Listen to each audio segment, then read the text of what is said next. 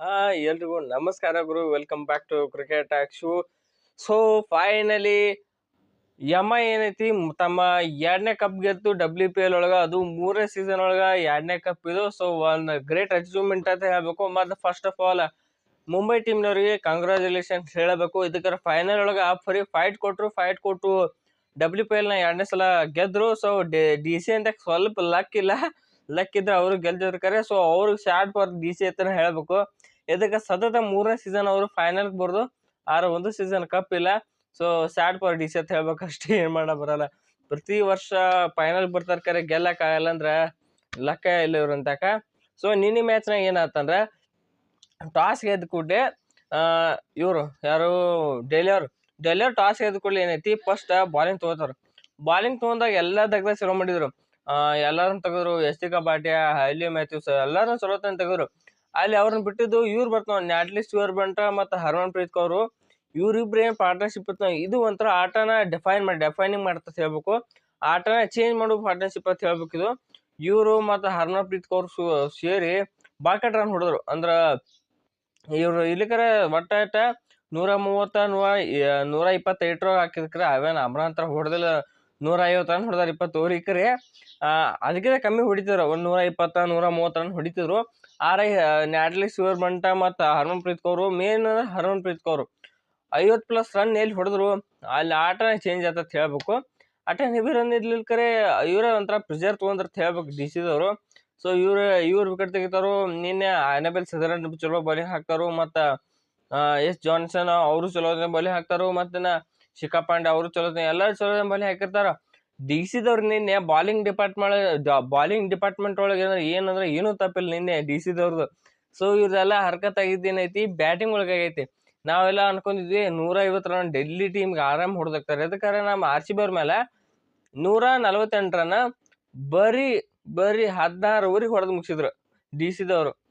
ಇದೇನ್ 150 ರನ್ ಬರೀ 18 ರನ್ ಹೆಚ್ಚಲ್ಲ, ಇದನ್ನು ಎಲ್ಲಿ 18 ರನ್ ಹೊಡೆದು ಮುಗಿಸ್ತಾರ ನೋಟಿಗೆ.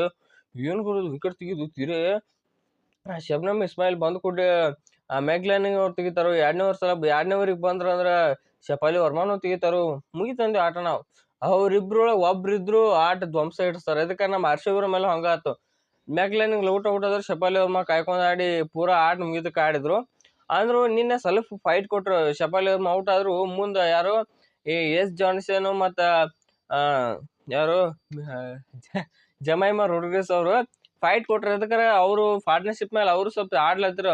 ಒಂದು 30-40 ರನ್ ಪಾರ್ಟ್ನರ್ಶಿಪ್ ಬಂದಿತ್ತು.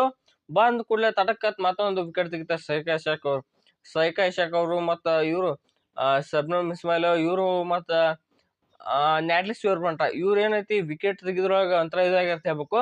ಮತ್ ಬಂದ್ ಕೂಡಲೇ ಇವ್ರು ಅಮಿಲಿಯಾ ಕರ್ ಬಂದ್ ಕೂಡಲೇ ವಿಕೆಟ್ ತೆಗಿತಾರೆ ಜಮೈಮಾದವ್ರದ್ದು. ಅಲ್ಲೇ ಅರ್ಧ ಪಾತಾಳಕ್ ಬಿದ್ದಿತ್ತು. 2 ವಿಕೆಟ್ ಬಿದ್ದಿದ್ದು DC. ಇನ್ ಇವ್ರದ್ ವಿಕೆಟ್ ಬೀಳನಾಗ ಹೋಯ್ತು ಅನ್ನೋ ಒಟ್ಟಿಗೆ ಬರ್ತಾರ ಅಲ್ಲಿ ಅಕ್ಕಾರ. ಇವ್ರು ಯಾರು ಮೇಘನ್ ಕಾಪ್ ಅವ್ರು ಬಂದೇನೈತಿ ಒಟ್ಟ 6 4 ಹೊಡೆದು ಫುಲ್ ಅಂಜಿಕೆ ಹಾಕ್ಬಿಟ್ಟಿರ್ತಾರ.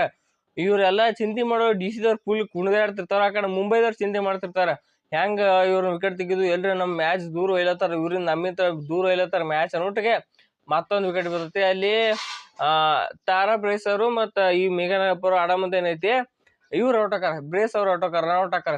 ಅಂದ್ರೆ ನಿನ್ನೆ ಮೇಘನ್ ಕಾಪ್ ಅವ್ರು ಗೆಲ್ಲಿಸ್ತಿದ್ರು, ಆರ ಅವ್ರ ಜೊತೆ ಪಾರ್ಟ್ನರ್ಶಿಪ್ ಯಾರು ಕೊಡ್ಲಿಲ್ಲ. ಸೊ ಅದಕ್ಕೆ ಒಂಥರ DC ಟೀಮ್ ಸೋಲ್ಬೇಕಾತು. ಇವ್ರದೇನೋ ಒಂಥರ ಲಕ್ಕ ಇಲ್ಲ. ಇದಕ್ಕಾರ ಲೀಗ್ ಸ್ಟೇಜ್ ಸೂಪರ್ ಆಗಿ ಆಡ್ತಾರ. 3 ವರ್ಷ ಸೀದಾ ಫೈನಲ್ಸ್ ಹೋಗ್ಯಾರ. ಒಂದ್ ಮ್ಯಾಚ್ ಸೋಲಿಲ್ಲ.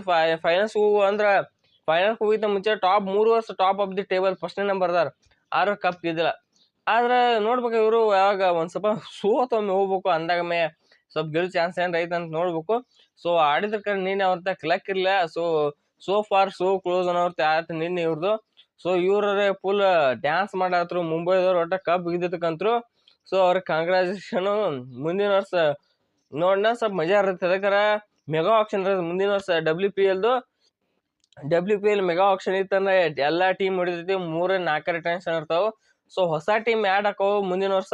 ಸೊ ನೋಡು, ಇದಕ್ಕಿಂತ ಅದ ಕ್ರೇಜಿ ಎಕ್ಸೈಟು ಏನಂದ್ರೆ ರೋಮಾಂಚಕ ಇರ್ತೈತಿ ಮುಂದಿನ ವರ್ಷ WPL. ಸೊ ಅಲ್ಲಿ ತನಕ ಕಾಯಿನು. ಇನ್ನೇನು IPL ಬಂತು, IPL ಫುಲ್ ಹವಾ ಎಪ್ಸೋನತ್ತ. ಸೊ ಇಷ್ಟ ಐತಾ ಈ ವಿಡಿಯೋನ ಇಲ್ಲಿ ಮುಗಿಸೋಣ. ಈ ವಿಡಿಯೋ ಇಷ್ಟ ಆಯ್ತು ಲೈಕ್ ಮಾಡ್ರಿ, ಹಂಗೆ ಚಾನಲ್ ಸಬ್ಸ್ಕ್ರೈಬ್ ಮಾಡ್ಕೊರಿ. ಸೊ ಮತ್ತೊಂದು ವಿಡಿಯೋ ಸಿಗೋಣ ಎಲ್ರಿಗೂ. ನಮಸ್ಕಾರ.